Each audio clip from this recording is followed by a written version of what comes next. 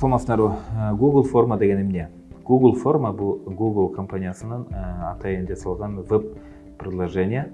Ал веб-приложениеда сиздер опрос түзсөңөр болот, же болбосо тест кылсаңар болот. Анын колдонгон тарабы абдан көп жана абдан пайдалуу инструмент деп айтса туура болот. Биринчиден сиз студенттерге тест түрүндө билгизгиңиз келет.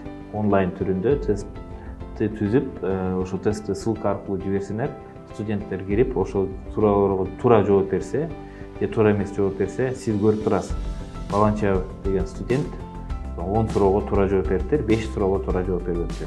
Сиз ошол жерден онлайн түрүндө тесттин жыйынтыгын көрүп алсаңар болот.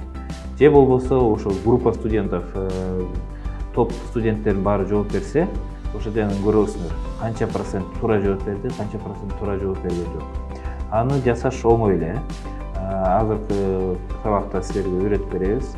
Андан тышкары ал инструментти бизнес тарапка да колдонсо болот. Биринчиден сиз мисалы няня деген услуганы киргизейин деп атасыз. Бир айылга же шаарга. Мисалы сиз билгиңиз келет. Канча сомдун тегерегинде ошол айылды же шаарбы ошол услуганы сата ала турган, ошол услугага төлөй турган рыноктун спросун билгениңиз үчүн сиз ошо опрос түзүп, ошо WhatsApp группа аркылуу жиберсеңер болот, же Instagram, же Facebook, же электрондук почта аркылуу жиберсеңер да, ссылканы жиберсеңер, ошол жактан жооп беришет да. Ошол жерден жооп бергенде сиз көрөсүз. Мисалы, атын сураса, биринчи поледа аты келет, атын жазгандан кийин телефон сурайсыңар. Телефон сурагандан кийин эми өзүңөрдүн услугаларды маркетинг исследованияга колдонсо болот.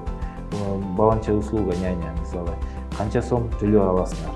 Сиз 2-3 вариант жазып койсоңуз болот. 500 сомдон 1000 сомго, 2000ден 3000 сомго чейин деп. Ал жактан жооп берсе, сиз онлайн түрүндө, график түрүндө да көрө аласыз, таблица түрүндө да көрө алсаңыз болот. Бүт элдердин баары жооп бергенин баарын анализдесеңер болот. Канча киши жооп берди, канча кишинин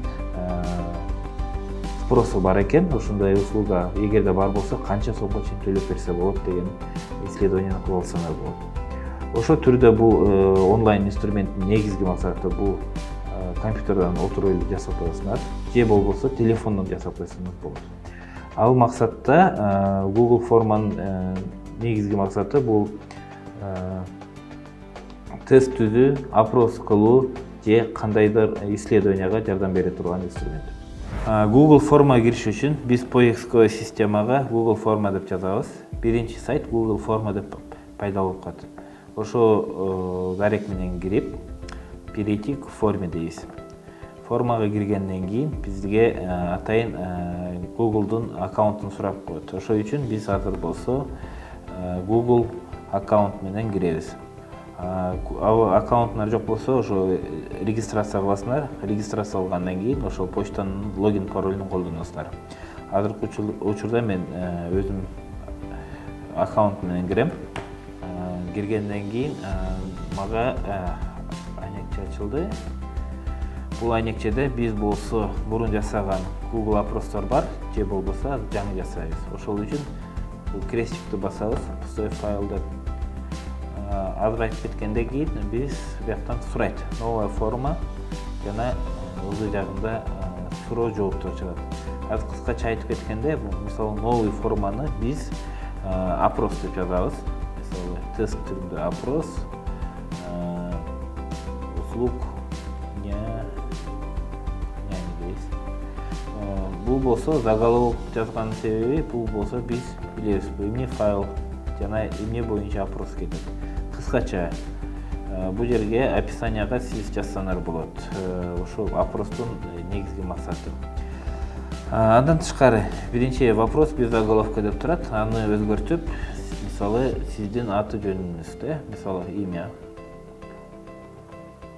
ваше имя деп коеюн. Бияктан болсо көрүп атасыңар, текст, абзац, один из списка, несколько из списка, раскрывающий список жана ошого окшогон башкача функциялар бар. Негизги максат бизге бул текст керек, один из списка и несколько из списка дегенди колдонобуз. Биринчи текст дегенде бул жерге жөн эле маалымат кирет.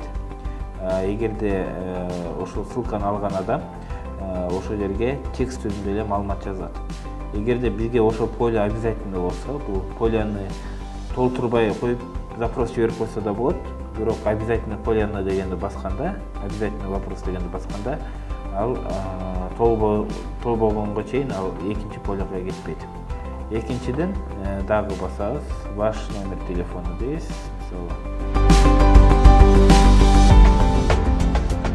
Нуждается ли вам, да? Услуги няни.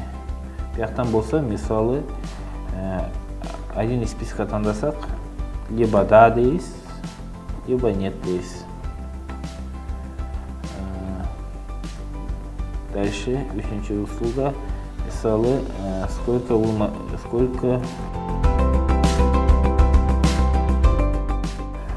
мисалы, биз болсо бул жерге один из нескольких списков дейбиз, же болбосо один из списков. Бияктан болсо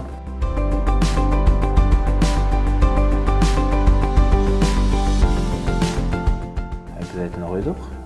Ошону жазгандан кийин биздин полялар даяр болуп калды. Эми биз болсо ал опросту көрөлү дейбиз. Көздү басканда бизге эме чыгып калат. Ваше имя, ваш номер телефона, да, нет. Бияка үчүнчү вариант чыгып калды. Анткени бияктан кокустуктан мен үчүнчү вариантты басып алыптыр да. Ошону өчүргөн үчүн удалить дегенди басып коебуз. Бул жерде кайра обновить этебиз. Болду, алмашты. Эми биз болсо бул услуганы жибериш керекпиз башкаларга. Бул жерден отправить деген бар. Отправить болсо буякта узун ссылка бар. Ошол ссылканы копировать этип биз электрондук почта аркылуу же WhatsApp аркылуу же Instagram аркылуу, Facebook аркылуу жиберип койсоңор болот. Мессенджер аркылуу. Мынакей, ушул ссылка даяр болду. Эми ушул ссылка менен киргенде адам суроолор чыгат, ошого жооп бергенде силерге жооптор келет. Мисалы, биз буга чейин ошого окшогон тест жасаганбыз. Мисалы, азыр кирелик. Буяка формалар автоматтык түрдө сакталып калат. Ошол үчүн кычалат болбоңуздар. Эгерде интернет өчүп калса же компьютер өчүп калса, баары онлайн түрүндө сакталып калат. Мисалы, опрос для родителей деп баягы кылганбыз, тест түрүндө. Буякта көрүнөрбү, сколько вы готовы платить дегенде буяктан квадратик болуп калды. Квадратик деген негизги максат, мисалы, жана биз один из списка деп тандабадык беле. Ошондо бирөөнү эле тандайсыңар. Эгерде квадратик кылсаңар, мисалы, опрос няняга кирдик. Бул жерден көрүнөрбү, бир эле ответ тандайбыз. Эгерде биз көбүрөөк ответ тандайлык десек, мындай форматта, анда сиз болсо выбор из нескольких списков дейсиңер.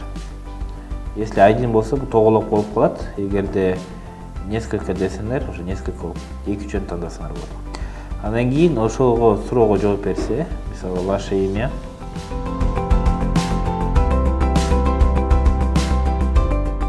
менин ответим принимать этилди. Эми ошо ответим алынды. Ошо ответти көрүш үчүн мен ответ деген жерге кирем.